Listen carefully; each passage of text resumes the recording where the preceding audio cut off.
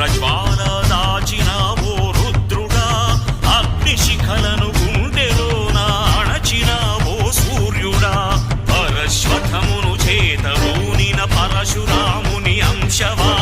హింసగణచగ ధ్వంస రచనను చేసిన ఆచార్యుడా,